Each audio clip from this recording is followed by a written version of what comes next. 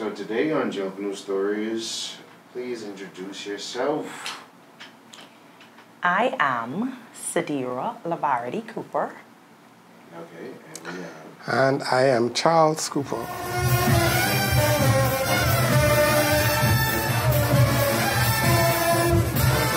Tell me first how y'all got into Junkanoo.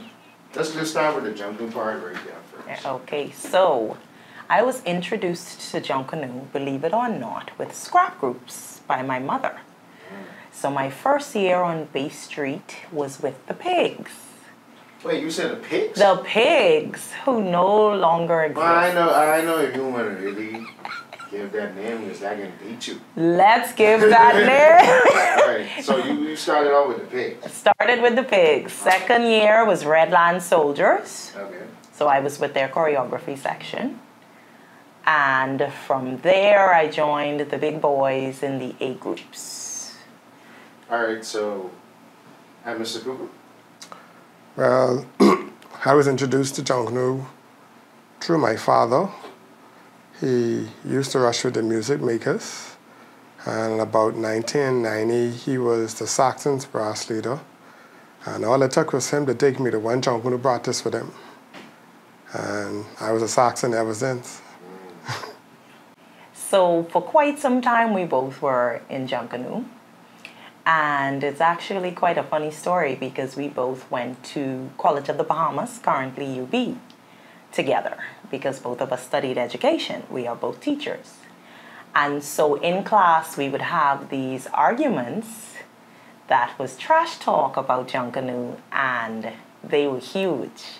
Oh, so y'all wasn't a part of the same group? No. Y'all a part of the same group now? Yes. Okay. So, keep on going. Yeah, so he always tell me about getting in an argument in class, and he got put out because he got so heated about this trash talk Junkanoo argument. In 2014, we both became a part of one of the Junkanoo groups that seek to do performances and workshops basically off the island, as well as formed as a mixed performance group. And from there, we started dating, and it grew, and we are married. Okay, you skip over that a little bit fast. Because it ain't progressed just smoothly like that. So when y'all was arguing about, okay, which group is the best, would y'all actually see each other perform, go to each other, practice, you know? Well, that's automatic in the Junkanoo world. Yeah. That's automatic. So tell me, after the trash talk, who went to whose practice first and see who performed?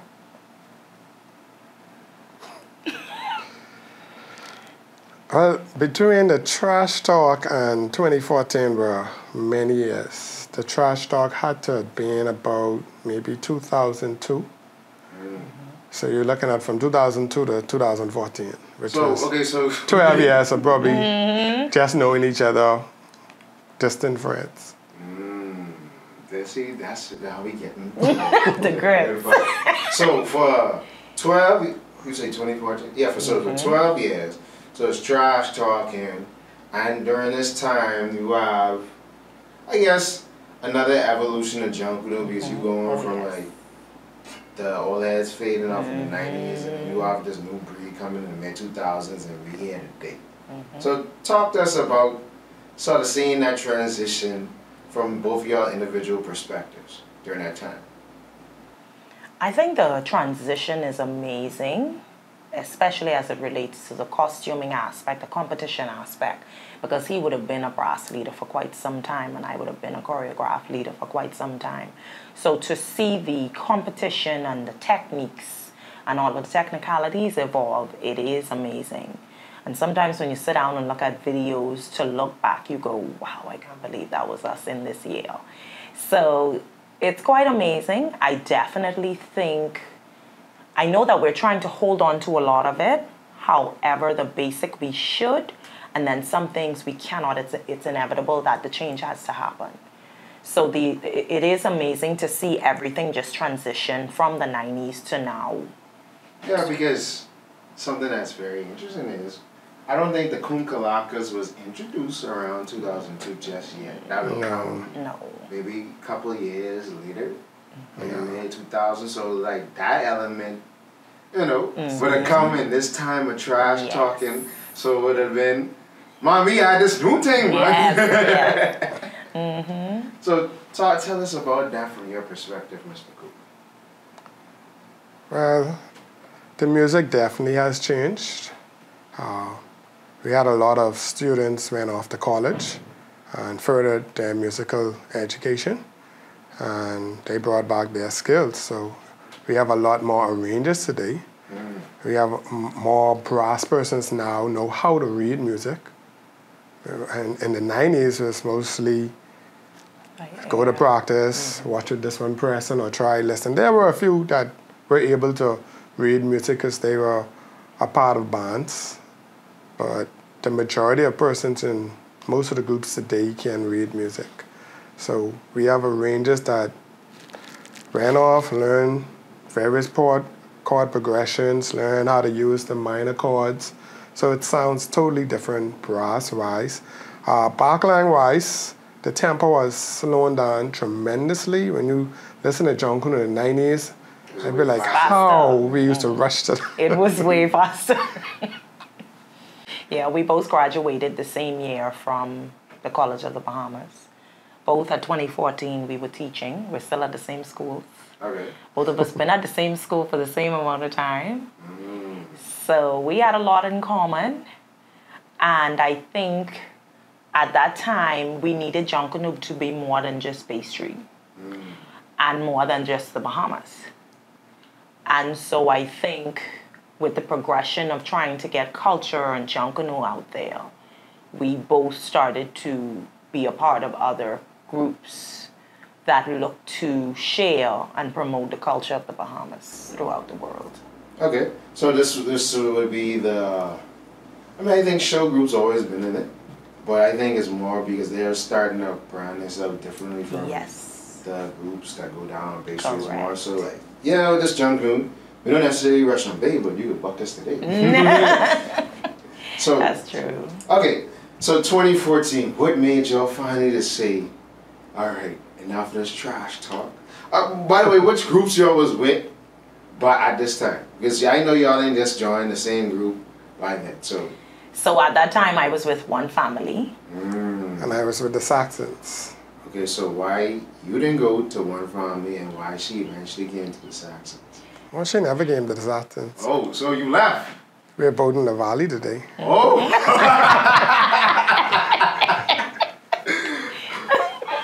Okay, you gotta break that down for everybody. Because y'all just was like, because I heard couples be like, okay, you gotta choose my group. You can't be placing your costume and putting ones for the ups. Something gotta give. But y'all was just was like, you can leave our groups and we can go to, you know, another group, different from our groups. Well, I didn't think it was the competition part of it. Because being in separate groups, when you start to date, if you really care about that person, you want them to look good no matter which group they're in. Junkanoo only for a few hours.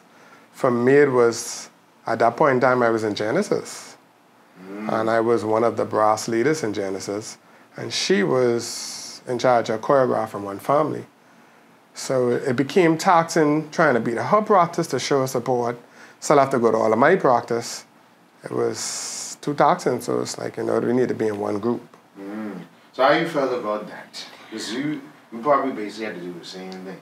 Well, I think it's important to be able to attend and support, like he said, and whatever it was, as long as it was an event, each of us are there supporting each other. And I want to say that even being in different groups, the support is important because we would sit down and both of us would be working on costumes, especially when it's the major parades. And you're just there working what you could do to assist, you can, and both of us are just encouraging one another. So I really like that element of it, even though we were in two different groups. And also, the support itself speaks to, like he said, it's genuine. And if you care about that person, you want everything to be right and go right.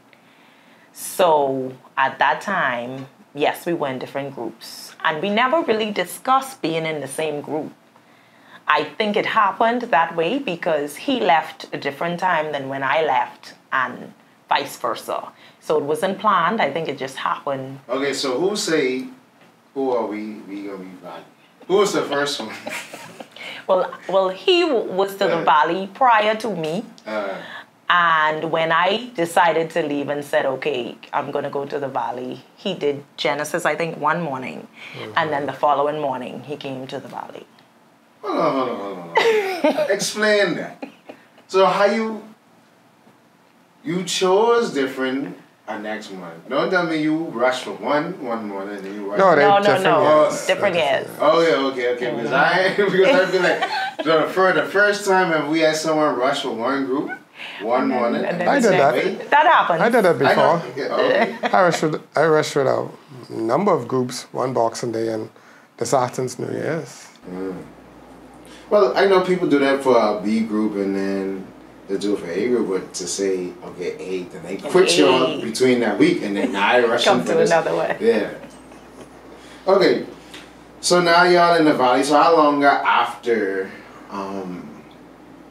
y'all would have gotten married? Or y'all got married first and then did the switch? We were married already before the switch. Okay, so take me through the process of y'all saying, okay, we're going to start dating after trash talking for over a decade. And, all right, let's take this seriously. Who made the first move?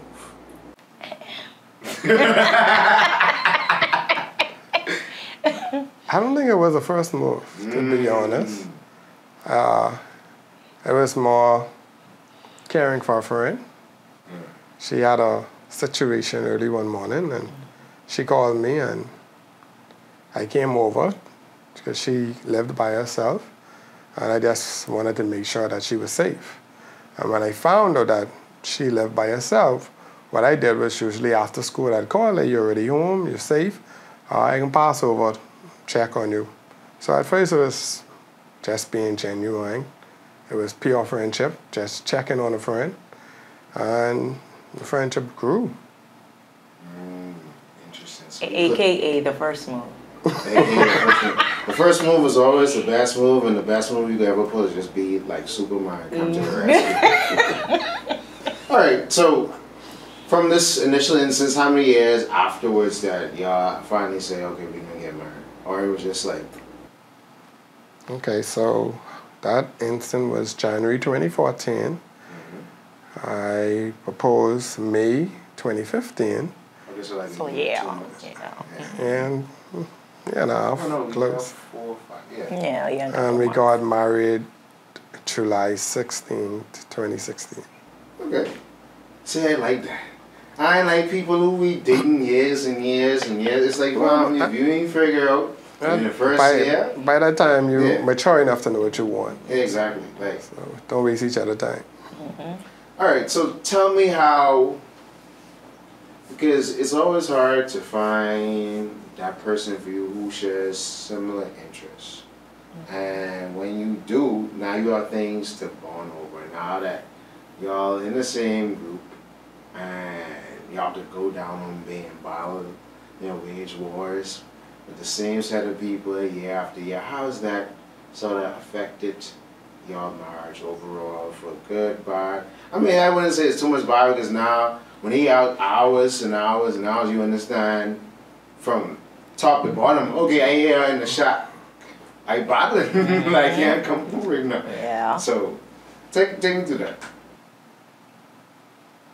Anybody?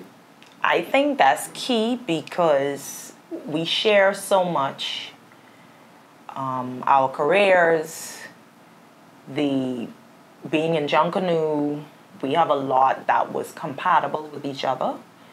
And so I'm able to understand, instead of calling or coming saying, you there so long, what you doing, kind of thing, we both understand that aspect of it, because I've heard of many persons who have spouses or persons they date outside of Junkanoo are very not trusting or not understanding that it takes a lot from us. We put in a lot financially, physically. So we understand that because we both are pretty much involved. especially from the aspect of leadership, with both of us that were in leadership to that extent where you give so much. So I find that a lot we were compatible with and understanding as it relates to the aspects of Junkanoo. And that's very, very important when you have somebody in Junkanoo.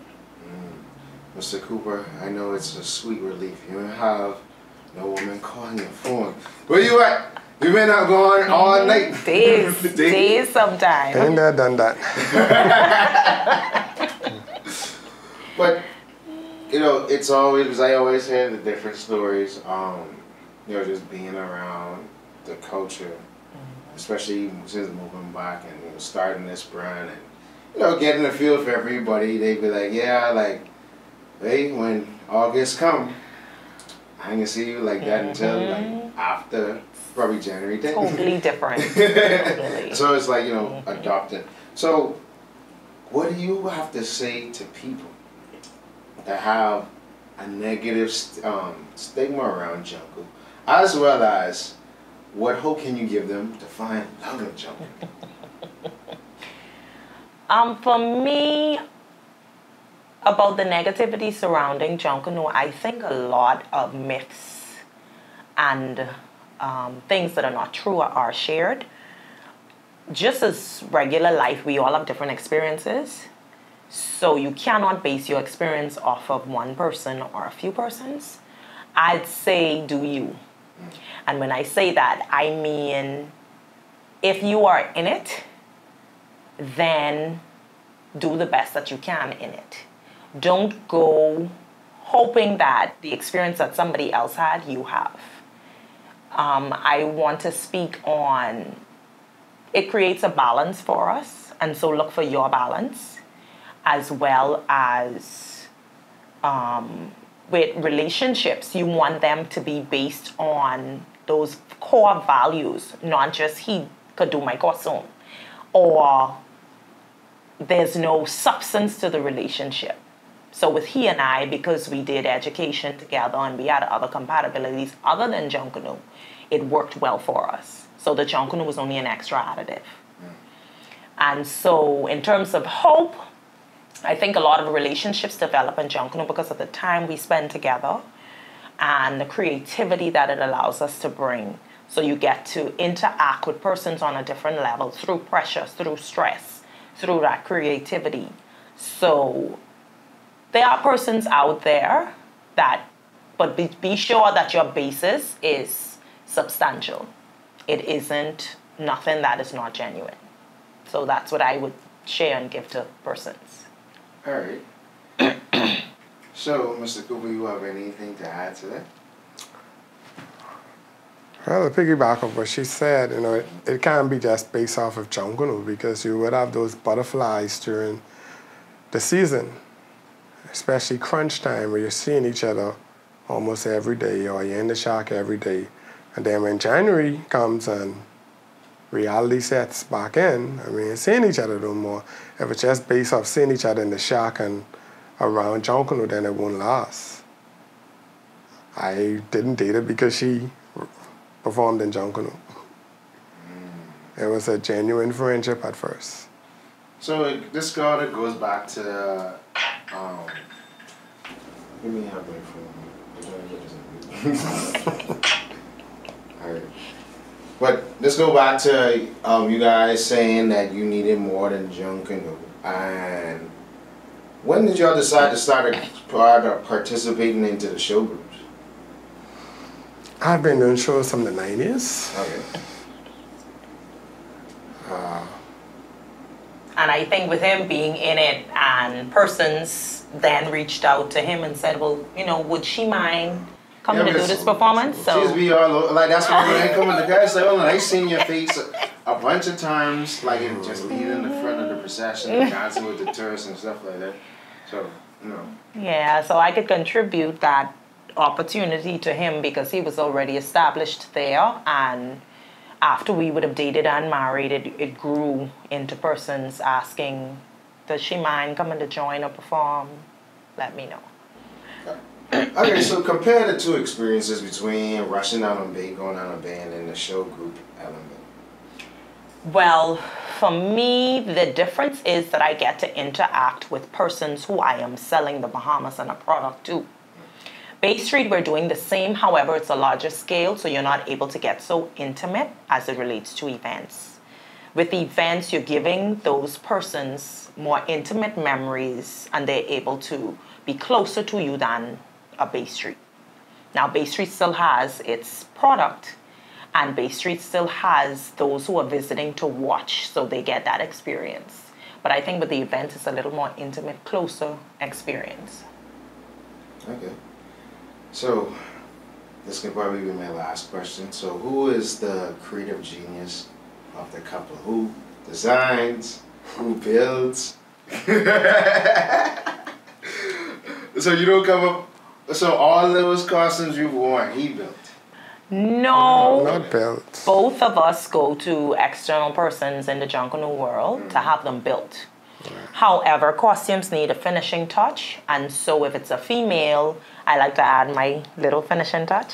I think costumes are very, you become and have that pride because you did that. So I can't think of a costume that I have worn and somebody did it completely and all I did was pick it up and wear it. Like all of my costumes, if I get assistance, I'm still going to work on it myself. And I'm sure the same for him. Yeah, I mean, I think we both complement each other when it comes to costuming, because I remember when we went to Dubai and she was buying this material and I was like, what you doing with that? Because I more seen the cardboard, the cardboard cover, and make sure putting the beads and the sequins and the feathering, and I didn't see it come together until we were in Dubai, and I was like, wow. So, like I always tell you have a lot of builders who cannot build for females. You still need that feminine touch to a costume. So I guess that's where she comes in. So while we wrap up, what final words would you like to leave with the viewers of, Junkanoo Stories?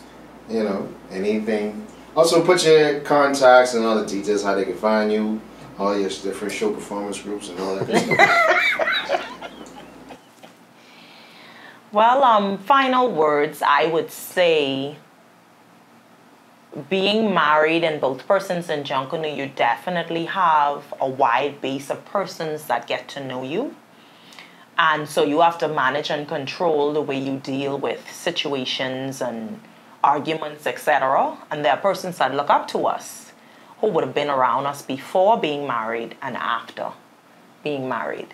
So I definitely say you have to have balance and control as it relates to the relationship and being in Junkanoo. In terms of contacts, everybody has our contacts. So they know who we're identified with and the product that we believe in as it relates to culture and Junkanoo. The pride we pride ourselves in with performances and representing the Bahamas and culture to the world. And I think that wraps it up. Mr. Cooper saying. She said it all. Well, What's left to say? thank y'all so much for, give me a moment of your time and adding to the long series of Junkanoo Stories. And hopefully, y'all might inspire me going down the couples and asking them, hey, this, that, and that. But thank y'all again. Big shout out to Mr. and Mrs. Cooper. Thanks y'all again, and can't wait to see y'all in Bay or somewhere where we going to partake. Thank you for having us. All right.